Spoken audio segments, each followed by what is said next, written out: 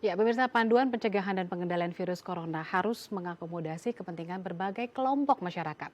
Salah satunya kelompok disabilitas. Di tengah pandemi COVID-19 yang korbannya terus bertambah, penyandang disabilitas membutuhkan akses informasi yang dapat dipahami sekaligus bentuk perlakuan yang sesuai dengan keadaan disabilitas mereka. Dalam segmen Bincang Indonesia, ini kita akan bahas, tetapi sebelumnya kita saksikan dahulu tayangan berikut ini.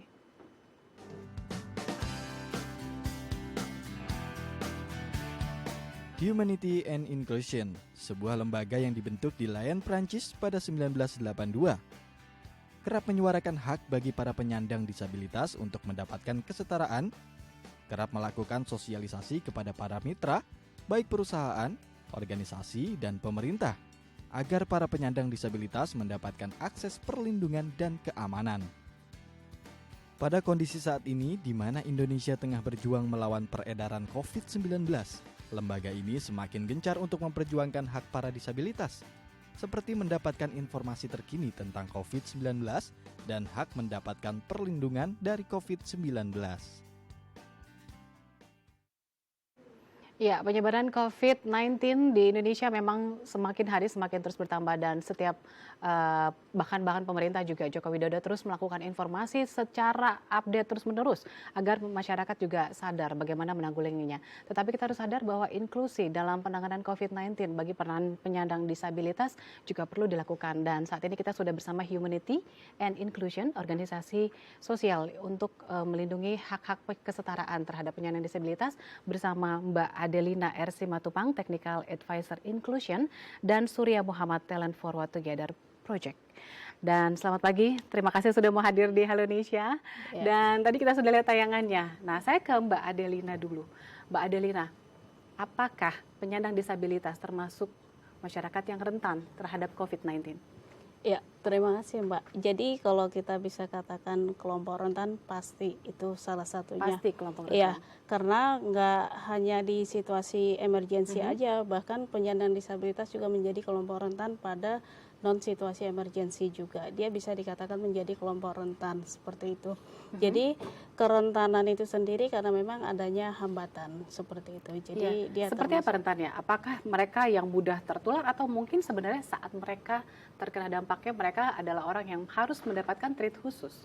Ya, jadi kalau dikatakan semua orang sangat memungkinkan tertular COVID-19 ini. Jadi kalau itu berhubungan dengan proteksi diri, higienitasnya juga untuk pencegahan. Tapi kenapa di posisi ini penyandang disabilitas menjadi rentan juga? Karena pertama mereka mengalami hambatan untuk akses informasi juga. Pertama akses informasi. Iya. Terus yang kedua adalah dalam posisi mereka rentan dengan keterbatasan akses, mereka juga akan punya hambatan dalam mengakses pelayanan kesehatan seperti itu. Jadi kalau dikatakan perlu treatment khusus, kalau kita melihat lagi tidak perlu yang khusus kalau kita pelayanannya sudah inklusi seperti itu. Nah, untuk akses informasi dulu, saya mau bertanya Mbak Adelina. Kemarin kan sebenarnya Joko Widodo, Presiden kita terus mengupdate informasi terhadap penanggulangan COVID. Nah, mungkin banyak masyarakat penyandang disabilitas yang sebenarnya perlu dijelaskan karena ada beberapa jenis disabilitas. Betul. Nah, siapa yang kelompok rentan, disabilitas mana yang kelompok rentan yang memang seharusnya diberikan informasi berulang-ulang? Ya, jadi kalau kita lihat sebenarnya kan keragaman disabilitas ada lagi gitu ya. Jadi salah satunya misalnya dia penyandang disabilitas tuli ya. Jadi di mana tidak bisa mendapatkan informasi secara mendengar seperti itu dan juga netra seperti itu. Kalau misalnya dia hanya di slide atau suara, sebenarnya teknologi kita udah support. Tapi kan pertanyaannya apakah semua teman-teman penyandang disabilitas ini memiliki teknologi Android seperti itu. Misalnya kalau yang tunanetra pakai Android dia bisa mendengar, membaca tulisan. Ya, tapi kalau dia misalnya tuli, dia membutuhkan kalau lihat TV dia butuh baca gerak bibir, tapi terkadang itu terbatas, tapi butuh penerjemah bahasa isyarat seperti itu. Nah, misalnya seperti kita sekarang gitu, akan lebih baik kalau ada penerjemah bahasa isyarat juga menyampaikan itu gitu. Jadi sehingga informasi itu merata, semua bisa mengakses seperti itu. Termasuk juga teman-teman yang mengalami intelektual ya, disabilitas intelektual atau mental gitu. Jadi bagaimana memberikan informasi itu yang tepat singkat, bahkan disertai gambar dan bisa berulang gitu. Jadi ini perlu beberapa pendekatan saja gitu. Jadi tidak membutuhkan sesuatu kekhususan, tapi bagaimana kemampuan kita mengemas media komunikasi yang inklusif seperti Oke, itu. mengemas media komunikasi yang inklusif, tapi juga nanti ada pelayanan juga yang Betul. inklusif terhadap penyandang Iya. disabilitas. Tapi setelah yang jeda ini, Iya. bisa jangan kemana, tetap sama kami di Halo Indonesia.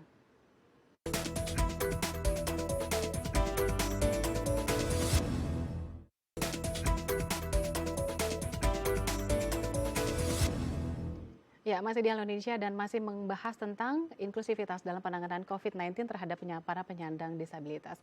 Saya kembali ke Mbak Adelina, tadi sudah ada akses informasi, ternyata bentuknya harus disesuaikan dengan kebutuhan para penyandang disabilitas. Lalu bagaimana dengan tadi? Kan kita sudah tahu, kita sudah punya Wisma Atlet dan ada rumah sakit yang sudah rujukan COVID-19 diberikan buat para pasien. Nah, tetapi apakah juga perlakuannya juga harusnya disadari bahwa ketika disabilitas positif, bagaimana penanggulangannya dan bagaimana menanganinya itu juga harus diinklusivitaskan atau tidak? Ya, sebenarnya kalau kita bicara inklusivitas itu sebenarnya semua orang bisa mengakses, Betul. semua orang bisa merasakan manfaat dan tidak ada hambatan sama Iya. sekali gitu ya. Jadi kalau bicara fasilitas layanan untuk penyandang disabilitas yang inklusi di masa darurat COVID-19 ini khususnya rumah sakit, kita bicara tentang aksesibilitasnya mereka. Aksesibilitas ini menyangkut bagaimana ketika mereka mendapatkan layanan saat pertama sekali datang. Jadi mulai di depan penerima ruangan informasi, bagaimana kalau misalnya mereka itu penyandang disabilitas pendengaran, misalnya tuli seperti itu. Harus bisa bahasa isyarat dong, Mbak? Ya, apakah ada yang bisa membantu dia menyampaikan itu? Karena salah satu tantangan teman-teman disabilitas yang ada di Jakarta, DKI, Bekasi adalah mereka tidak tinggal bersama keluarga. Oke. Jadi mereka tinggal di panti, mereka ngekos sendiri, mereka merantau seperti itu. Jadi ketika tidak ada keluarga, bagaimana akomodasi dari pemerintah ataupun layanan rumah sakit itu bisa menerima mereka dan melayani dari situ. Yang kedua, kita melihat juga fasilitas yang ada di rumah sakit seperti toiletnya. Ketika mereka mengalami disabilitas fisik, bagaimana toiletnya, adakah untuk penyandang disabilitas? Kalau kita lihat misalnya akses terhadap Wisma Atlet seperti itu, apakah itu tersedia atau tidak? Kalau misalnya mereka harus berada di lantai 3, ada lift kah? Terus seperti itu. Ketika mereka masuk, ada rem yang tersedia untuk kursi roda mereka seperti itu. Jadi kita melihat sebenarnya pendekatan itu adalah pendekatan di mana kita mengambil hambatan itu, barrier itu. Jadi sebenarnya kalau dikatakan dia disabilitas, sebenarnya dia tidak perlu orang lain kalau barrier ini diambil Sudah gitu. dilakukan Sudah dilakukan dan akomodasi itu ada seperti itu. Ketika misalnya dia harus berhadapan dengan dokter, perawat seperti itu, kita bisa menanyakan itu. Dan sebenarnya itu bisa muncul dari awal, pintunya itu adalah dari data. Bagaimana data disajikan, data yang terpilah, yang bisa menjelaskan jenis kelamin, usia, apakah disabilitas atau tidak. bahkan jenis disabilitas. Betul, karena juga itu membutuhkan akomodasi persiapan dalam pelayanan tersebut. Oke. Saya ke Mbak Surya Muhammad, yaitu Talent Forward Together Project. Nah, semenjak ada COVID-19 ini, biasanya kan melakukan pelatihan. Nah, adakah treatment khusus bagi penyandang disabilitas yang memang tetap membutuhkan pelatihan dari rumah? Apakah ada pelatihan daring? Jadi terima kasih sebelumnya, Mbak. Jadi kita semenjak ada isu COVID-19, ini kita rencananya akan melakukan pelatihan online gitu. Jadi pelatihan ini memang sangat dibutuhkan. Jadi kita harus mencari cara bagaimana caranya agar pelatihan ini tetap didapatkan oleh teman-teman disabilitas. Gitu. Karena teman-teman disabilitas itu sebenarnya disabilitas itu kan hanya fisik, tetapi dari kebutuhan kita sama dengan non disabilitas. Kita sama-sama butuh pekerjaan, sama-sama butuh penghasilan, sama-sama punya kebutuhan hidup seperti itu.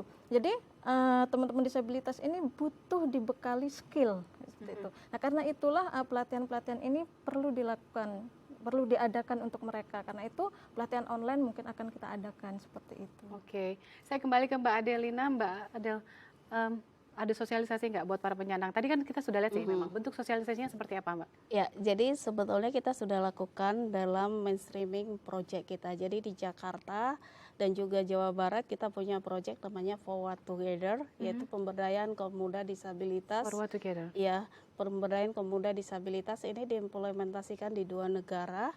Filipina dan Indonesia. Jadi Forward Together ini juga didukung oleh FWD Asuransi Group.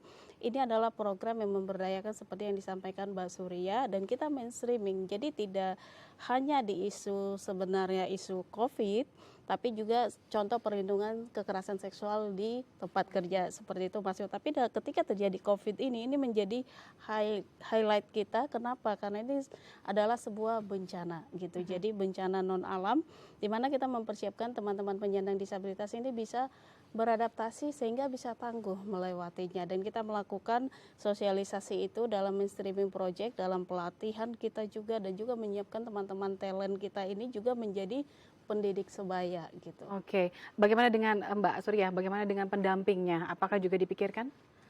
Untuk pendamping, untuk teman-teman yang butuh pendamping, teman-teman disabilitas yang butuh pendamping, tentu. Bahkan kemarin waktu kita melakukan pelatihan yang berbasis kompetensi, itu di awal pertemuan itu bagi teman-teman yang membutuhkan pendamping, itu kita persilahkan untuk membawa pendamping itu.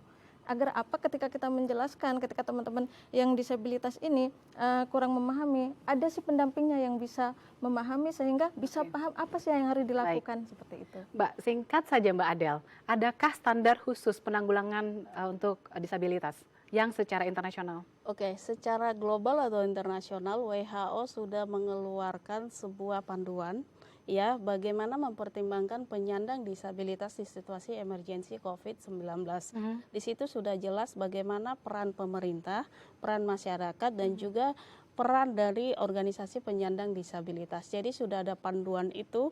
Yang pertama adalah yang terpenting bagaimana penyandang disabilitas tetap punya hak untuk mengakses layanan kesehatan publik, punya hak untuk dilindungi saat emergensi, dan bagaimana peranan pemerintah juga bisa memperhatikan kebutuhan mereka, termasuk dukungan terhadap kehidupan mereka sehari-hari seperti itu. Karena kalau kita melihat sekarang banyak teman-teman disabilitas juga tinggal di panti-panti. Nah, bagaimana hak mereka yang dinamakan distancing fisik tadi gitu. Ketika mereka di panti-panti itu adakah edukasi khusus yang diberikan gitu. Nah, selama ini kita lewat grup WhatsApp dengan teman-teman komunitas itu adalah bagaimana kita mensosialisasikan ini. Supaya sama-sama paham, karena teman-teman juga kita bekerja sama dengan yayasan lokal juga seperti itu. Terima kasih Mbak Adel dan Mbak Surya. Ini semoga masyarakat juga sadar bahwa sebenarnya ada standar khusus untuk pelindungan yang tadi ya dari secara internasional untuk penyandang disabilitas. Semoga juga pelayanan terhadap penanganan COVID-19 untuk penyandang disabilitas juga tetap bisa dilakukan inklusi ya Mbak. Terima kasih Mbak Adel dan Mbak Surya. Pemirsa, kami masih memiliki beragam informasi, tetap bersama kami di Halo Indonesia.